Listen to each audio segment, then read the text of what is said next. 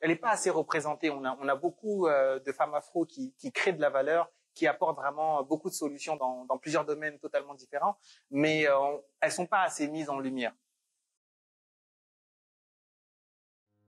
Alors, je m'appelle Randy Bitsi, je suis DJ et organisateur d'événements d'exception. Elle est moderne, attentionnée, bosseuse, respectueuse et ambitieuse. C'est-à-dire que même si elle n'a rien à l'instant T, ce n'est pas grave, il faut qu'elle ait l'ambition de... Elle est imparfaite. Pour moi, la perfection, elle n'existe vraiment pas. Donc, il faut qu'elle tende en permanence à se remettre en question jour après jour et qu'elle tende à ne pas se reposer sur ses acquis, même si elle a beaucoup d'acquis. Donc, pour moi, la femme parfaite, elle est clairement imparfaite. La femme noire, elle est combattante, clairement. Elle ne lâche rien. Ça veut dire que quand elle sait qu'elle veut quelque chose, elle va tout faire pour avoir cette chose-là. Ça, c'est vraiment quelque chose que j'ai envie de mettre en avant parce que les femmes qui m'entourent autour de moi sont combattantes, sont des guerrières. C'est fort parce que, en fonction de la perception de chacun, les qualités peuvent être des défauts. Elle peut être matérialiste, clairement. Moi, c'est peut-être une qualité parce que ça va me pousser, moi, à travailler davantage. Quand je dis c'est une combattante, il y en a qui vont aimer ça. Il y en a d'autres qui vont pas du tout aimer qu'on leur réponde. C'est là où on parle de oh, elle est impolie. Voilà. Alors qu'il y en a d'autres qui vont aimer le fait qu'il y ait un peu du répondant. Ouais. C'est même quand on le voit dans les films, c'est hallucinant. Quand on veut illustrer une femme noire, c'est souvent elle est agressive, elle parle fort. J'ai pas forcément d'avis sur Black Love parce que moi je considère qu'on est censé tous s'aimer en tant qu'être humain. Mon couple il est Black Love, mais mon activité me permet de travailler avec monsieur, madame, tout le monde et toutes les origines confondues. Donc je suis spécialisé dans les mariages mixtes, donc j'en fais énormément. Donc il n'y a pas de frontières.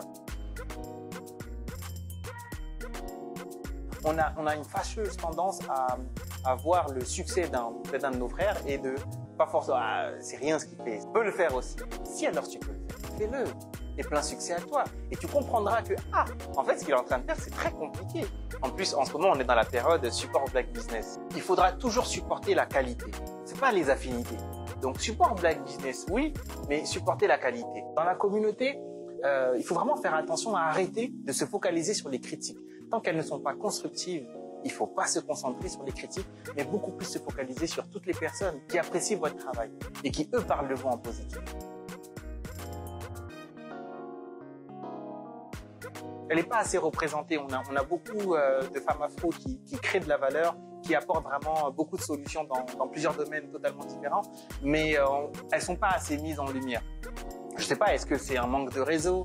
Est-ce que c'est un manque de visibilité? La femme afro, elle commence vraiment à s'assumer en tant que telle, à ne plus avoir peur de dire que moi je fais les ongles, moi je maquille. Il y a un éveil des consciences. Le statut de la femme afro n'est pas assez mis en lumière et il tend à impacter le monde.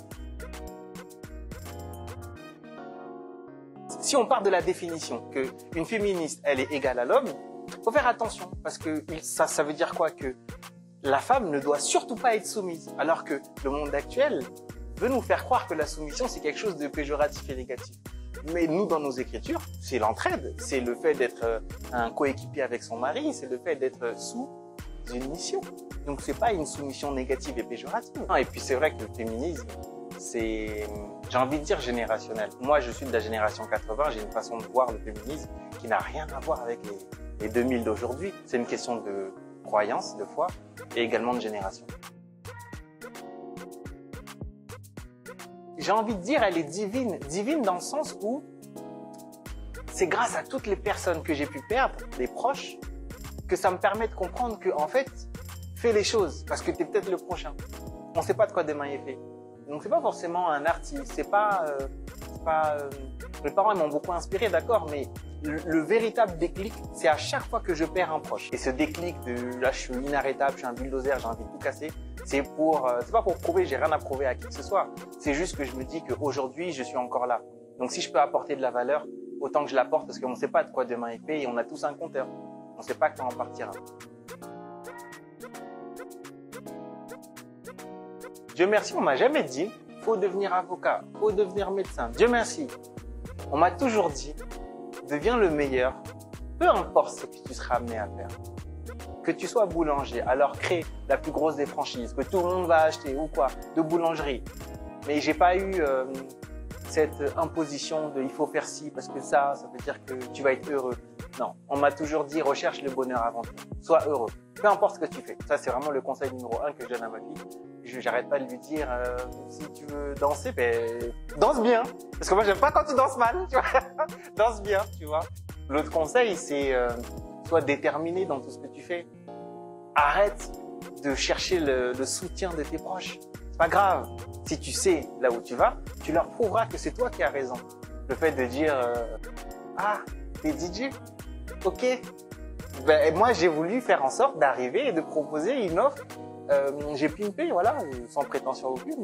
Eh ben, il fallait que je sois l'un des meilleurs DJ dans mon domaine. En plus, je me suis spécialisé dans les mariages. Il y a des DJ qui accompagnent des artistes dans des tournées, il y a des DJ beatmakers, il y a des DJ en club. Et moi, j'ai choisi ce créneau de DJ de mariage. Mais il fallait que je sois le numéro 1 dans ce créneau-là pour imposer une façon de faire. Et maintenant, j'ai clairement mis un concept qui est rythmé par l'excellence. L'excellence dans tout. Croyez vraiment en vous, c'est très important. Parce que la société actuelle, elle est en train de vous imposer des standards qui ne sont pas forcément les nôtres. Croyez en vous, parce que vous êtes magnifique.